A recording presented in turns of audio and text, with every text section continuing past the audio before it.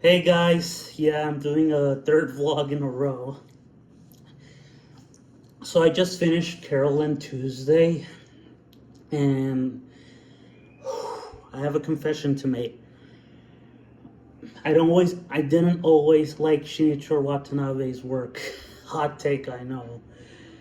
And during this year, when the latest release of his new quote unquote opus Lazarus is coming out tomorrow, I was like, you know what? I watch the Watanabe shows that I don't hear as much, or the ones that are like, okay, this could be in my taste. So first, I watched Kids on the Slope, Watanabe's only adaptation of a manga, and when I watched it, I was like blown away. I was like, fuck, I love this show. I love the characters. I love their relationships, their connections to music. Then I watched Terror in Residence, which was basically his attack on the Japanese government and commentary on, World War II era Japan, and the fact that some individuals within the more conservative parties were still bitter that they lost and that they thought Japan was a puppet state of the U.S. And basically, it's Watanabe's fuck you to the more conservative parts of the government and not acknowledging the human rights violations and the Japanese war crimes during World War II. And then now today, I watched the last show before his new one, Lazarus, called Carole and Tuesday. I actually tried to watch it, but I was busy with university. And truth, I was so burnt out with all the overhyped given by Watanabe that I could not muster the strength to watch it. So then 6 years later, I'm more mature.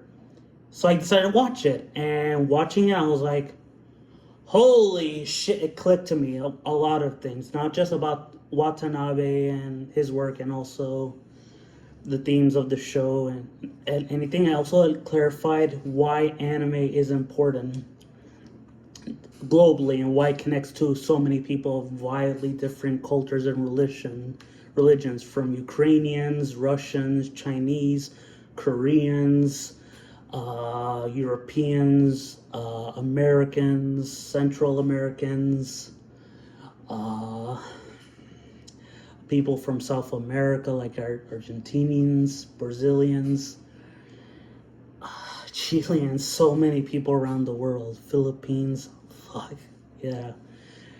Like, because anime in its most basic form is about outsiders like confronting or fighting a cruel and oppressive world or system. Like, if you think about it, all the best anime is about that. Like, the Red Ribbon Army arc in Dragon Ball is about Goku fighting a cruel and oppressive system, which the Red Ribbon Army embodies. Not just in the sense that they're the bad guys, but also in the sense that they were modeled after the Nazis and Soviets, and it becomes clear that anime is basically about a group of outsiders fighting for their freedom within a cruel and oppressive world slash system. And it makes a lot of sense when you consider that Japan during World War II, especially under the military, was a oppressive and cruel world, especially not just within the occupied territories of East Asia, of which there were many victims, but also within Japan, where pacifism, socialism were looked down upon, and if you expressed it, you would be sent to the Kempei Tai to either be killed or shut up. And like Osamu Tezuka grew up during this time and was frustrated that he wasn't able to express himself and when the war ended, he was like bitter that the government led them to this like fucking hell. In a sense, like, anime was born out of this need to fight against oppressive and cruel systems, of which the Empire of Japan represented, and that's not just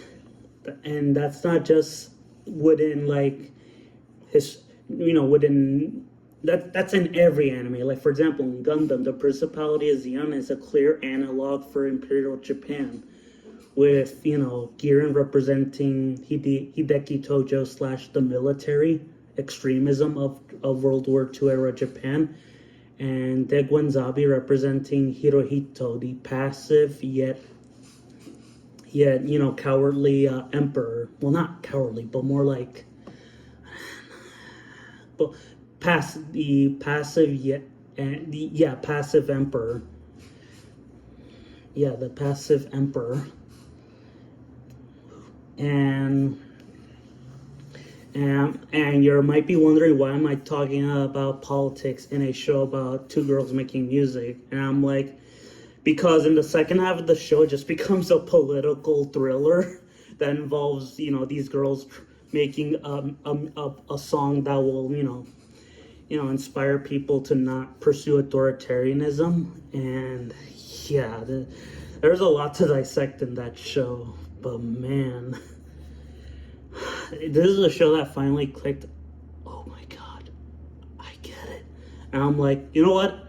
Fuck it. I'm gonna watch Cowboy Bebop, Samurai Champloo, and Space Standing to see if I enjoy them now. Now that I'm older, and now that I experience Watanabe's lesser known works, especially. Oh yeah, I also watch Macross Plus, but whatever. Anyway. So yeah, I give this show a strong 10 out of 10. It might end up, I think it might, or is it now in my top 10. I don't know where, but I have to think long and hard about it. So yeah, thank you, and I'll see you next week.